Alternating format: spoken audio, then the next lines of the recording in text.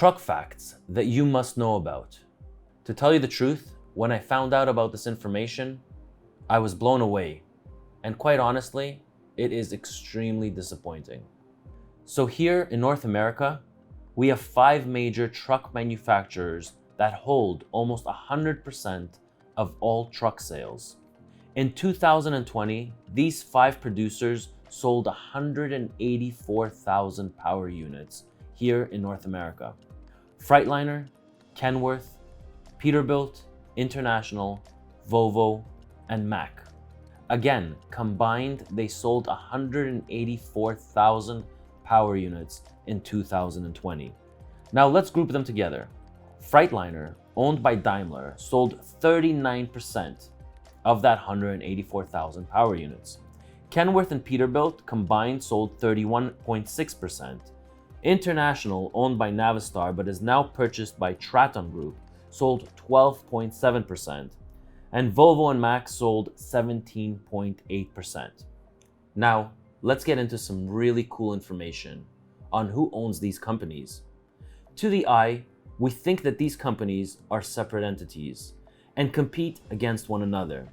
But in reality, quite the opposite is true. It's so disappointing that in the last 20 years, the fuel consumption on these trucks have not advanced anywhere near where they should have been. Let's take the iPhone for example. The iPhone 3 in 2008 had a battery lifespan of 6 hours. By 2017, they were able to get it up to 10 hours. And now, in 2021, the iPhone 13 has advanced to 19 hours of battery life, consistent watch time. 19 hours. So in 15 years, they've tripled up. They've more than tripled up. So if we relate to engines, that's like taking a truck that's doing 6 miles per gallon and then in 15 years bringing it up 3 folds, which would be 18 miles per gallon. So why in the world have these trucks not advanced? Why is our fuel consumption still sitting between 5 to 8 miles per gallon? For that, we need to see who the biggest players are for engine manufacturers. Now, let's get into them. Cummins, Detroit, Volvo, and Paccar. So these 4 companies hold 79% of the market share. So any truck that's produced in North America, 79% of those trucks will be with one of those 4 engines. Cummins holding 41%. That's almost 1 in every 2 trucks have a Cummins engine in it. Detroit, 14.4%. Volvo, 14%.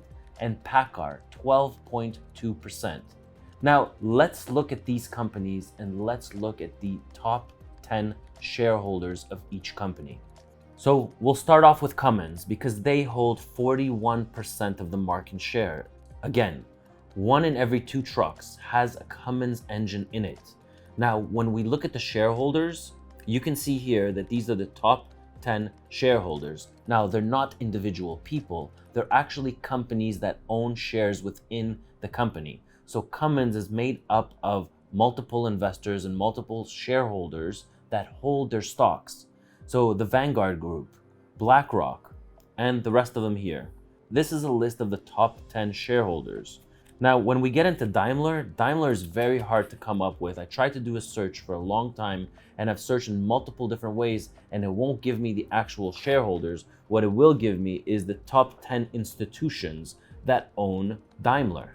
Now, isn't it shocking that the top 2 shareholders that own the most shares are the same people that own Cummins?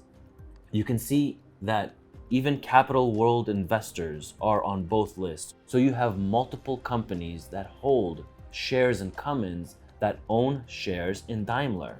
But let's take it one step further. Let's look at Paccar. Who owns Paccar? What are their top 10 shareholders? And wow, look at this. It's the exact same 4 or 5 companies that own Paccar are the same companies that own Daimler and the same companies that own Cummins. So now, this is unbelievable data. You're telling me that the same people that own Cummins are the same people that own Daimler, are the same people that own Paccar? Why in the world would I make a more fuel efficient truck? Let's take it even one step further. So then I kept researching and kept looking more deeper into it. And then I started looking at who are the biggest producers or who are the biggest distributors of fuel in the US.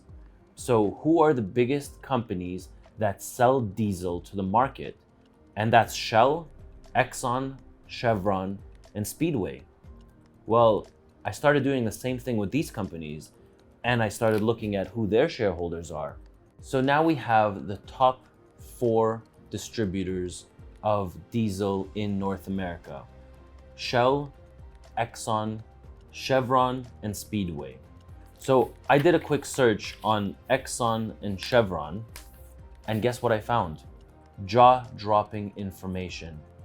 The same shareholders that owned the Cummins, the Detroits, the Daimler, the Paccar are the same people that own the fuel distributors in the US. So now I own the trucks, and the same companies that own the engines are the same companies that own the distribution of fuel in the US. So Chevron's biggest shareholders, and I'll post it up, 67.45% of all shares of Chevron are owned by institutions. And you have the same 5-6 companies that own the majority shares in these companies. But now let's go to Exxon. Could it be that the second and third biggest distributors of fuel are owned by the same people? You would think that they're competing against each other, but quite the opposite is true.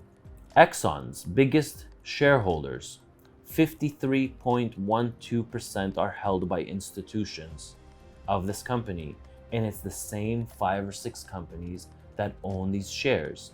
So let's rewind a little bit. We have the truck manufacturers, we have the engines, and we have the distribution of fuel, all owned by the same 5 or 6 companies. So if I was a board member for the engines, if I was a board member for the truck manufacturers, if I was the board member for these fuel distributors, why in the world would I make a more fuel efficient truck? Think about it. If I'm making money on the engines and I'm making a lot of money on the fuel that's being used by these engines, why in the world would I make a more fuel efficient truck? It would only work against me. It's money in my pocket.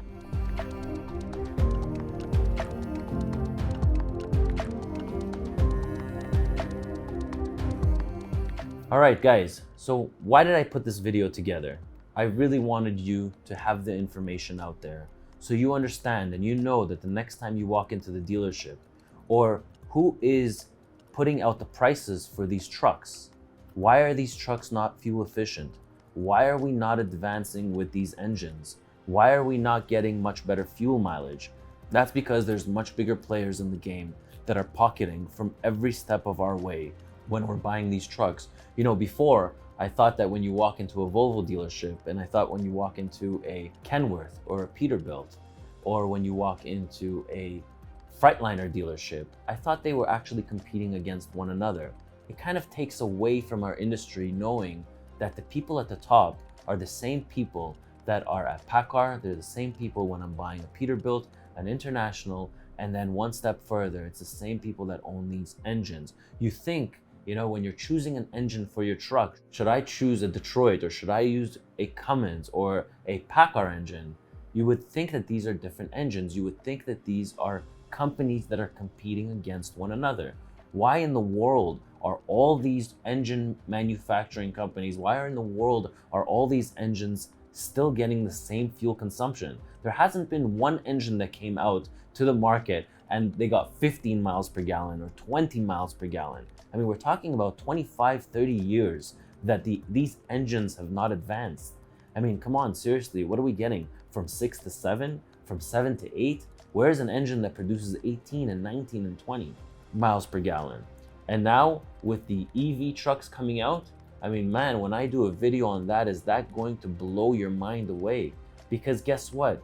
It's the same companies that are going to be owning these EV stocks. It's the same shareholders that are going to be owning Tesla, and the same shareholders that are going to be owning Nikola and anybody else that comes out to the industry. So why in the world is it taking so long for these electric trucks to come out? Are there people that are actually holding this back from coming to the market? If you ask me for my opinion, I actually do believe that it is. What can we do about it? I have no idea. Maybe you guys should put some comments down below. I'm Ronen, and I'll catch you in the next one.